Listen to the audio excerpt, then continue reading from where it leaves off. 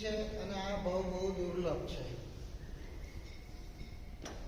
દુર્લભ એટલા માટે છે કે અસંખ્ય કે અનંત કાળે પણ આ ભાવ મળે કે કેમ એક બહુ મોટો પ્રશ્નાર્થ છે. અમારા ગુરુદેવ હેમચંદ્ર સુરી મહારાજ કહેતા હતા, સિમંદર સ્વામી પાસે જવું અને પૂછું કે આ ભાવ પછી બીજો મનુષ્ય ભાવ મને ક્યારે મળે, અને ભગવાન જો એમ કહે ને કે 1 લાખ ભાવ પછી, તો હું નાચવા અને કૂદવા માંડું. લાખ તો કશું જ નથી, અસંખ્ય અને અનંત કાળે પણ આ ભાવ મળે કે કેમ એક બહુ મોટો પ્રશ્નાર્થ છે. અને કિંમતી એટલા માટે છે કે કિંમતી વસ્તુ રેર હોય છે.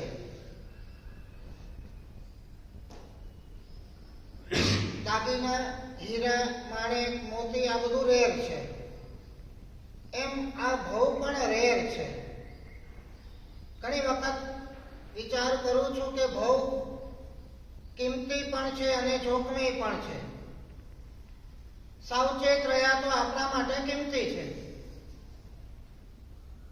એક પળની સાધના હોય, એક દિવસનું ચારિત્ર હોય, જીવને ક્યાં ને ક્યાં પહોંચાડી દે, અને એક પળનો અશુભ અધ્યવસાય હોય,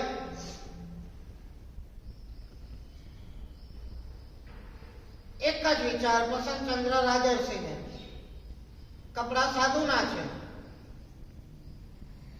ભાવથી યુદ્ધની અંદર દુશ્મનોને મારવા માટે તત્પર છે, એકને પણ છોડવું નહીં.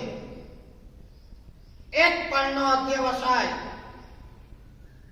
7મી નરકના દલિકો આત્માની અંદર ઉભા કરી દીધા. શ્રેણેક મહારાજા, કેવો મારો ધનુર્ધર પાણો, એક ઘા ને 2 જણના ટુકડા. અમિતભાઈ, 7મી નરકમાં આવું કેટલું ખબર છે? 33 સાગરોપમ. આ 33 સાગરોપમના જંગી વેદનાના ઉદયો ભોગવવા માટે એક લોજિક ચિંતન આપું કે 33 વર્ષ જેટલું પણ પાપ નથી કરવું પડતું, 33 ક્ષણ નહીં, 1 ક્ષણ કાપી છે. સમજવાની વાત છે.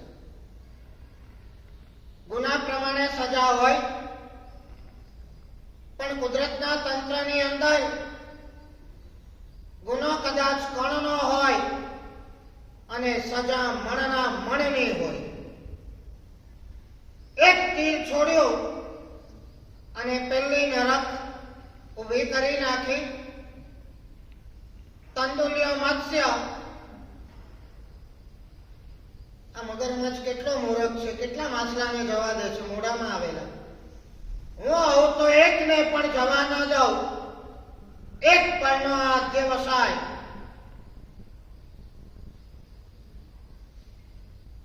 ક્યાં ગઈ ખબર છે? 7મી. એક પણ માછલાને ખાધા વગર માત્ર અધ્યવસાય 1 પળનો.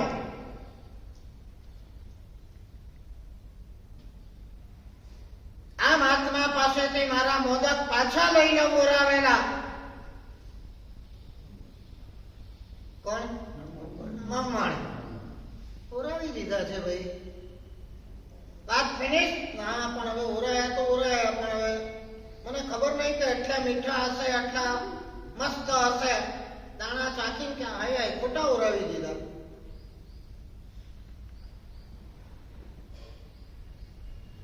મન કિંમતી પણ છે, જોખમી પણ છે. અધ્યવસાય કિંમતી પણ છે, જોખમી પણ છે. જીવનની પ્રત્યેક પળ કિંમતી પણ છે, જોખમી પણ છે. આપણા ઉપર છે. અને આ દાખલા જ્યારે સામે રાખીએ, એક લોજિક હમણાં કીધું બહુ સરસ. જે દુર્ગતિઓમાં પલ્યોપમને, સાગરોપમના અવકાશ સુધી દુઃખો ભોગવવા પડે છે, ત્રાસ વેઠવો પડે છે, વેદના, પીડા, વ્યથાઓ ભોગવવી પડે છે લાઈ લાઈ જેવી, પણ એની સામે કરેલું દુષ્કર્મ, પાપો, દૂષણો કે દોષો એના લાખમાં ભાગના પણ હોતા નથી. પણ જીવની મૂર્ખતા એવી છે કે એટલા ખાતર આટલું ભોગવવા તૈયાર છે. ખબર ના હોય, અનુભવ ના હોય, અનુભૂતિ ના હોય એટલે એને શેની અનુભૂતિ? ડર ના લાગે. આગલા દાખલાઓ આ બધા હું શેની માટે આપું છું? આ તો સાંભળ્યા નથી, અને આ એને જ થાય, મને કઈ થવાનું નથી. સૈનિક મહારાજાએ બાણથી એક હરિણીનો શિકાર કર્યો. એ વ્યવહારથી આપણે હિંસા સમજીએ, આપણે કોઈને શીશામાં ઉતારીએ એનો શિકાર ન કહેવાય.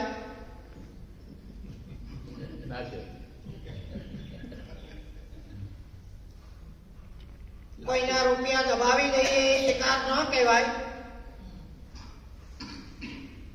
એક ક્ષણની અંદર ઉપકારીઓની સામે મોઢું ફેરવી દઈએ, દગા ફટકાને વિશ્વાસઘાતો કરી નાખીએ, બધા ઉપકારો ભૂલી જઈએ. શું આ શિકાર નથી કહેવાતો?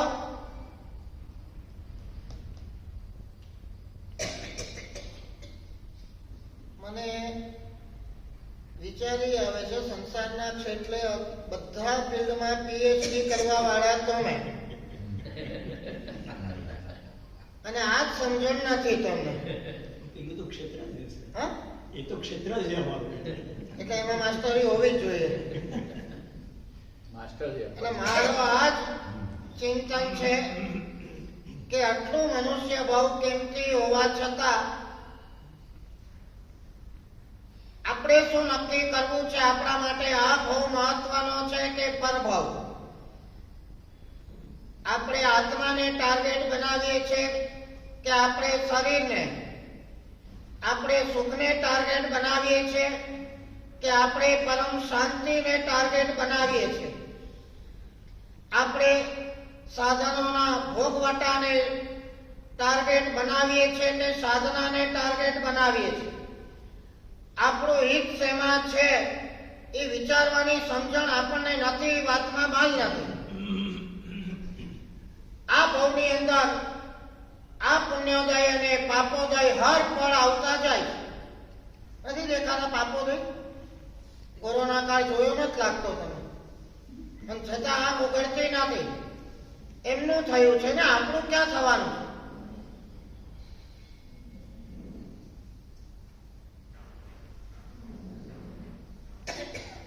કોઈને છોડતા નથી. રોજ સમજીએ, જાણીએ છે, અને છતાં રોજ પાછા એવા ને એવા. પાર્શનાથ પરમાત્માને પણ કર્મે છોડ્યા નથી. જે પાર્શનાથ પરમાત્માના અઠમ તપની સાધના લાખોની સંખ્યામાં આખી દુનિયામાં થઈ રહી છે, જે પાર્શનાથ ભગવાન પ્રગટ પ્રભાવી છે, જે પાર્શનાથ ભગવાન પરતો પૂરણ છે, જે પાર્શનાથ ભગવાનના 1008 નામો છે, જે પાર્શનાથ પરમાત્માના આખી દુનિયામાં સર્વાધિક તીર્થો છે, જે પાર્શનાથ પરમાત્મા ઉપર તમામ જીવોને સર્વાધિક આસ્થા છે.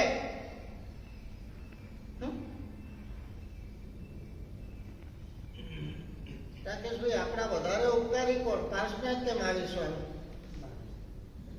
અમિતભાઈ, આમ તો પારસનાથ ઉપર શ્રદ્ધા આપણને કેમ વધારે? જલ્દી ફળે, જલ્દી મળે છે, જલ્દી ફળે. આમાં કઈ મને લોજિક નથી સમજાતો. જે જલ્દી નજીક આવે એની જોડે સંબંધ જલ્દી બંધાય. કોની જોડે? પાર્શનાથ. પાર્શનાથ ભગવાનનો પ્રભાવ છે કે આપણી માન્યતાનો પ્રભાવ છે?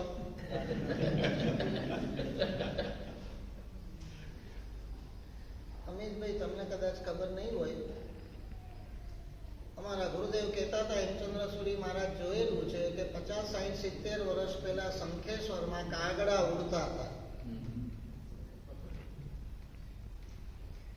ખબર છે રાકેશ? 50-60 વર્ષ આ 60, 70, 75 જે થયા હશે.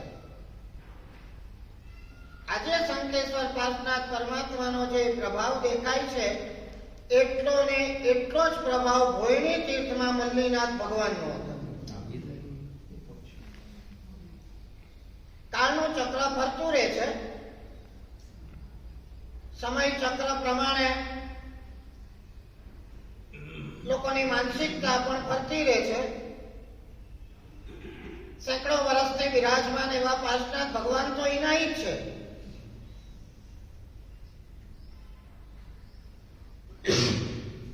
માણસની વેલ્યુ વધારનાર પણ આપણે ને ડિવેલ્યુએટ કરનાર પણ આપણે, એવી રીતે ભગવાનની.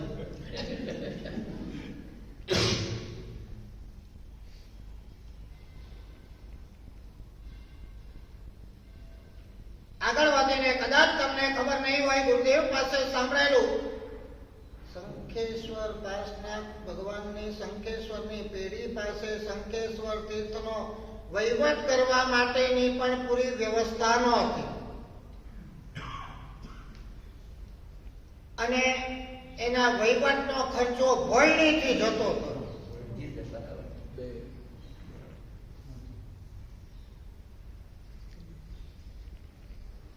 સમય ચક્ર ફરે છે, માણસની આસ્થાઓ ફરે છે.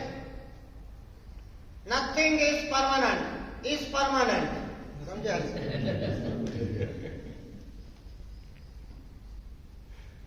કશું શાશ્વત નથી, શાશ્વત.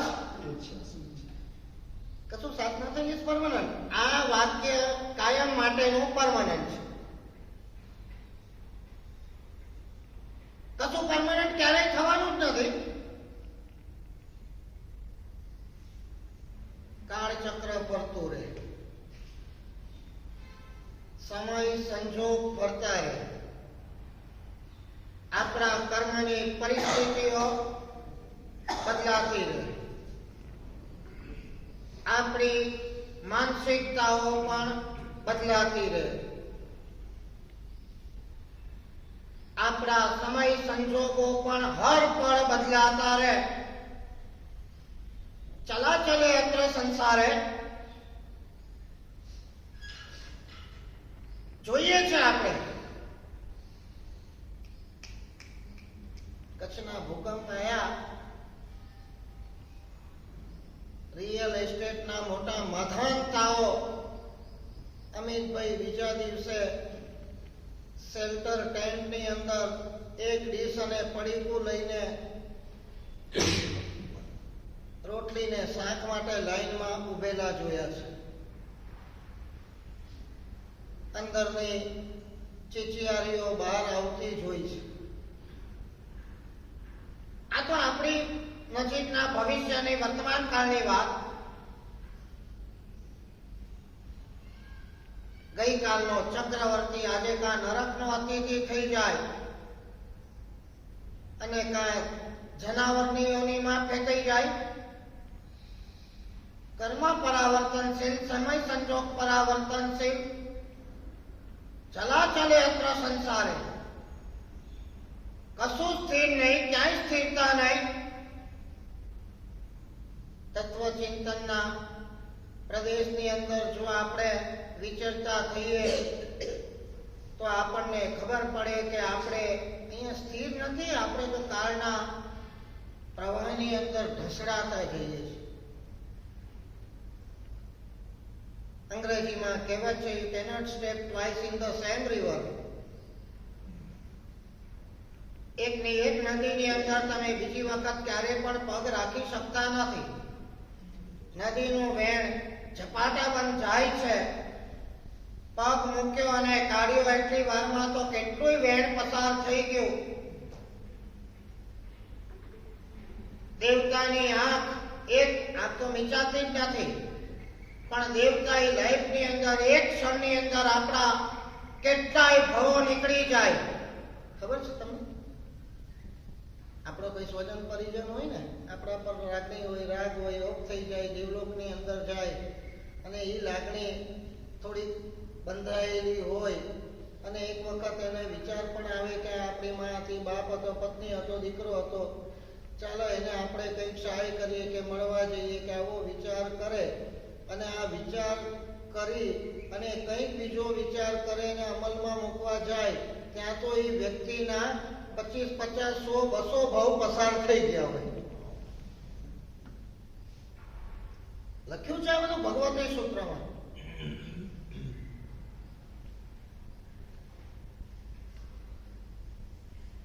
કાળના વેણની અંદર અને આ બધું ચિંતન એટલા માટે છે, જોઈએ છે આપણે માણસની મૂર્ખામી તો નથી કે તો ભારે શબ્દ લાગે, પણ અણસમજ દશા એ છે કે જાણે જવાનું જ નથી, જાણે બધું ભોગવવાનું છે. એટલે till death, last moment, accumulate accumulate accumulate accumulate accumulate, ભેગું જ કરો ભેગું જ કરો ભેગું જ કરો. કેટલું ભેગું કરવું છે એ પણ સમજ નથી. કોના માટે ભેગું કરું છું એ પણ સમજ નથી. ભેગું કરેલું કેટલું ભોગવી શકવાનો છું એ પણ સમજ નથી. મોટા ભાગના દાખલા હું જોઉં છું મારી આંખ સામે, તમે પણ જુઓ. કાળા ધોળા આગી પાછી કાળી મજૂરી પરિશ્રમો કરીને દિવસ રાત એકઠા કરીને ભેગું કરેલું હોય અને યમરાજ 1 સેકન્ડની અંદર બલાબ સડન જ્યારે ઉચકી લે એમ થાય કે આ કરવાનું શું હવે. સમજદારી થોડી હોય તો થોડું બેલેન્સ તો રાખો ભાઈ. આવે છે એને 10-20% તો સમય, શક્તિ, સંપત્તિ બધું ડિસ્પેચ કરતા રહો, નિકાલ પણ કરતા રહો. નહીં વન વે જોઈએ ની વાત નહીં રાખતા. અહીંયા વિદ્યાર્થીની વાત રાખવી જ નહીં. વિદ્યાર્થીમાં શું છે, એવું લાગે કે તમે બહુ હોશિયાર ને વિદ્વાન છો અને સાથે એવું લાગે કે ક્યાંય પકડાય એવાય નથી. કરવું જોઈએ અમારે, અમે છોડીએ બધું. બહુ મજાની વાત રાકેશભાઈ. અત્યારે અમારી પાસે કોઈ આવે ને, એક પેન્સિલ લઈને આવે ને, બહુ કુમારી નથી ખપ ભાઈ, આ લાઈફ અમારી, તમારે આવવા દો ભાઈ, આવવા દો.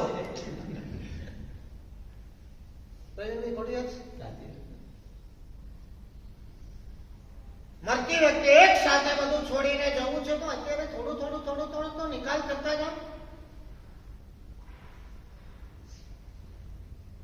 કહું એક વાક્ય કહું, અમિતભાઈ સરસ અમલ ભલે ના કરતા તમે, હોશિયારી જીવનમાં કેળવવી હોય, અંકિત કરી રાખો એક વાક્ય. અશ્વિનભાઈ, આપણે પતિ જઈએ એના પહેલા બધું પતાવી દો.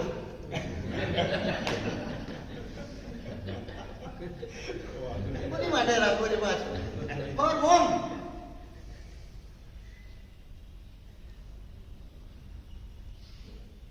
ઉત્તરાધ્યન સૂત્ર એમ કહે છે, વિત્તેણ તાણમ ન લભે પ્રમાતે. તું જે કાળા ધોળા માયા પ્રપંચ પાપો કરીને પૈસા એકઠા કરે છે, ચોથા અધ્યયનની અંદર કીધું ઉત્તરાધ્યયના, ભેગા કરેલા પૈસાનો ભોગ વટો તારો સ્વજન, કુટુંબ, પરિવાર બધા જલસા કરે છે, પણ આ પૈસા કમાવા માટે કરેલું જે પાપ છે એ તારે એકલાએ ભોગવવાનું છે.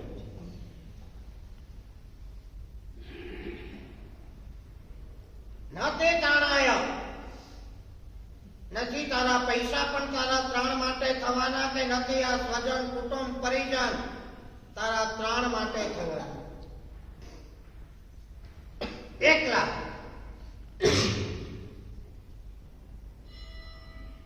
તમે મારા છો વાલા છો પ્યારા છો. ઉત્તરાધ્યન સૂત્ર કે છે, પેલા મુનિને થોડી વેદના થઈ, બધા એક્સટર્નલ, તમે પૈસા ખર્ચી શકશો, ડોક્ટર બોલાવી શકશો, ટ્રીટમેન્ટ કરી શકશો, પણ તમે તમારી રાય જેટલી વેદના કોઈને આપી નહીં શકો, કે કોઈ તમારી રાય જેટલી વેદના લઈ શકવાનું નથી.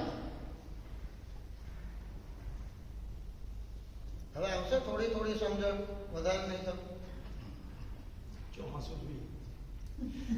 ચોમાસું જોઈશે. કેટલા ધોરણદારોના ગયા એમ કહો.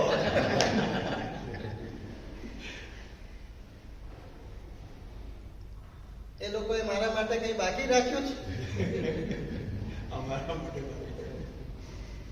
એ ભાઈ હું આટલું બાકી રાખી જાઉં છું, કલ્યાણ તું હવે પૂરું કરજે.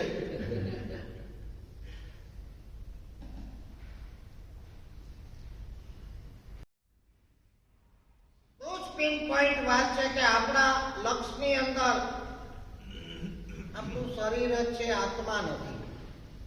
આપણો આલોક જ છે, આપણો પરલોક નથી. આપણું સુખ જ છે, આપણું હિત નથી. સમજ્યા તમે? શું છે ટાર્ગેટમાં, લક્ષ્યમાં, ગોલમાં સુખ છે કે હિત છે એમ કહો.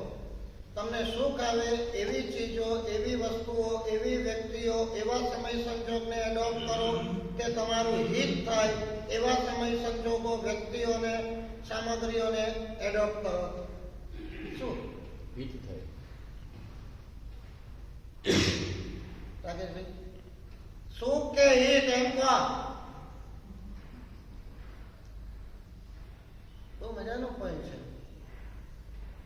ડગલે ને પગલે બસ I want to be happy. મારે સુખ જોઈએ. ઝીણામાં ઝીણો કંથવાથી માંડીને કુંજર સુધીના અંદરના જીવની માનસિકતાનું જો પોસ્ટમોર્ટમ કરવામાં આવે ને, હા, સમય સંજોગ પ્રમાણે, કર્મ પ્રમાણે, ભવિતવ્યતા પ્રમાણે એને સુખ દુઃખ સામગ્રી વગેરે મળે. એ કેટલી ઓછી વ્યક્તિ ડઝન્ટ મેટર, પણ એની રેશિયા તમે જુઓ ને તો આગળ આ જ હોય. જે હોય તે બસ આ જ. ભૂંડ હશે તો એની ભૂંડણની પાછળ દોડશે. એને ભલે કદાચ અપ્સરા નથી મળી તો ભૂંડણમાં એને અપ્સરા દેખાશે. એને કાદવ અને કીચડની અંદર શ્રીખંડ અને માલપુઆ દેખાશે. માલપુઆ શ્રીખંડ એને નથી મળ્યા પણ એમાં એને જ દેખાશે. અને એમ નહીં થાય કે આ તો ગંદો કચરો છે, ગોબર છે, કીચડ છે, આમાં શું છે? આપણને કદાચ એમ થઈ જાય કે આ કીચડ છે, આમાં વિષ્ટામાં શું ખાવાનું? વિષ્ટા એલેમન તો મીઠાઈ કરતા પણ ચડી હતી. એટલે પુણ્ય પ્રમાણે ભાવ કો, સામગ્રી કો, વસ્તુઓ કો બધું મળશે, પણ અંદરની લેશિયા ત્યાં ને ત્યાં જ એટેચ રહેવાની. બસ જે મળ્યું, જેટલું મળ્યું છે એવું ભોગવી દો. બીજી વાત ખ્યાલ આવે? અંદરનો ઇનર શેલ આપણે કન્વર્ટ કરવાનું, ડાયવર્ટ કરવાનું છે, સુધારવાનું છે. અને સાધુપણાની સાધના કહો, આ તપશ્ચર્યાની સાધના કહો, અને આપણી ધર્મની એક સરસ મજાની વ્યવસ્થા છે કે કોઈ પણ પર્વ આવે એટલે એની અંદર જલસાબાજી નથી પણ તપ ત્યાગ છે. દુનિયાના તમામ ધર્મોની અંદર જુઓ છો ને, ક્રિસમસ ચાલે છે. શું છે તપ ત્યાગ? શું ધર્મ છે? શું સાધના છે? શું ભક્તિ છે? શું જીસસ ક્રાઇસ્ટની નિકટ પહોંચવાનો એક પ્રયાસ છે? એ ડ્રિંક, જલસા કરો, અડધી રાતે બી નાચો કૂદો, પર્વ છે, ધર્મ છે.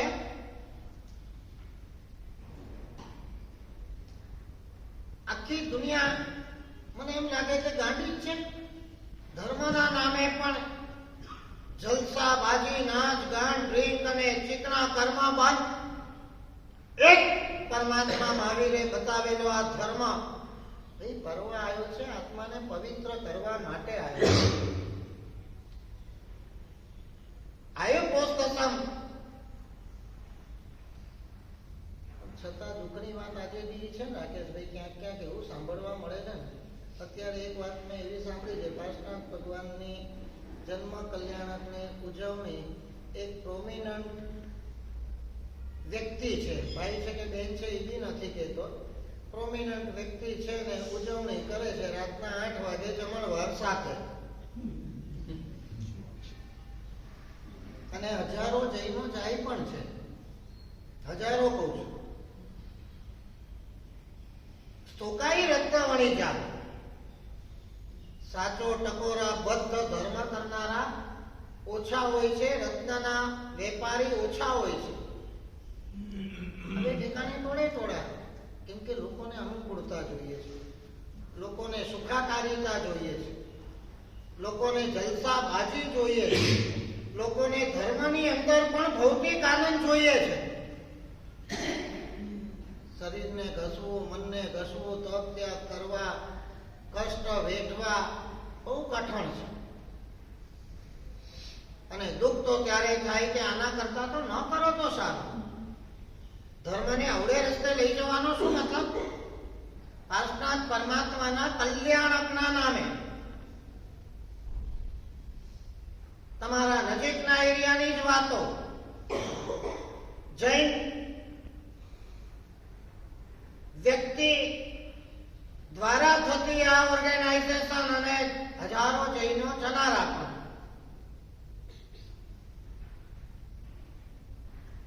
એટલે આ દુઃખની વાત છે. It's not celebration, right? અહીંયા તો સરસ મજાનો અઠ્ઠમ કરીએ છીએ. 3 દિવસનો આમ પાર્શનાથમય આપણે બની જઈએ. પારસનાથ, પારસનાથ, પારસનાથ, પારસનાથ. 3 દિવસના ઉપવાસ હોય, દેવવંદન હોય, કાવસગ હોય, ખમાસમણા હોય, પ્રવચન હોય, પૂજા હોય, પ્રતિક્રમણ હોય અને રોજની 40 માળા હોય. 3 દિવસની અંદર 12,500 નો જાપ હોય અને 3 દિવસ પત્યા પછી 3.5 કરોડ રૂવાડાની અંદર પારસનાથ, પારસનાથ, પારસનાથ આમ વસી ગયા હોય. સે રિયલ સેલિબ્રેશન. બરાબર અમિતભાઈ? દુઃખની વાત એ છે કે ધર્મના નામે થતા આવા ધતિંગોની સામે લાલ આંખ કરનાર કે આંગળી ચીંધનાર પણ આજે કોઈ નથી. બચ્ચો ભાઈ આપણાથી ન થાય. ભગવાનના નામે, પોષ દસમના નામે, પારસનાથના નામે એમની જ આજ્ઞાને પગ તળે કચડવાની, દુનિયાને કેટલા ખોટા આલંબનો આપવાના. જમણવાર સાથે રાતના સેલિબ્રેશન નથી. સત્વ ગયું છે તમારું, અમારું, બધાનું. 3 દિવસ આપણે પાર્શનાથ એક વિશિષ્ટ ચિંતન કરવું છે. મુદ્દો આજે આપી દો અમિતભાઈ. ભગવાનનો પ્રભાવ ગમે કે ભગવાનનો સ્વભાવ ગમે? શું છે? ભગવાનનો પ્રભાવ શું છે અને ભગવાનનો સ્વભાવ શું છે? ભગવાને એવું શું કર્યું કે જેના પ્રભાવે ભગવાન ભગવાન થયા? આપણી નજર માત્ર ભગવાનના પ્રભાવ તરફ છે. ભગવાનના પ્રભાવથી પર થઈને આપણે ભગવાનના સ્વભાવ તરફ જઈ અને એ સ્વભાવ આપણા આત્માની અંદર કેવી રીતે પ્રાદુર્ભાવ થાય એને માટેનો એક પ્રયાસ આપણે કરવો છે. આવતીકાલથી 3 દિવસ પાર્શનાથ ભગવાન કોણ હતા, પાર્શનાથ પરમાત્માની સાધના શું હતી, પાર્શનાથ પરમાત્માનો પ્રભાવ શું હતો, પાર્શનાથ પરમાત્માના સદગુણો શું હતા, પાર્શનાથ ભગવાનની માન્યતાઓ શું હતી, આ બધા ઉપર આપણે યત્કિંચિત થોડું ચિંતન કરી અને આપણા આત્માનો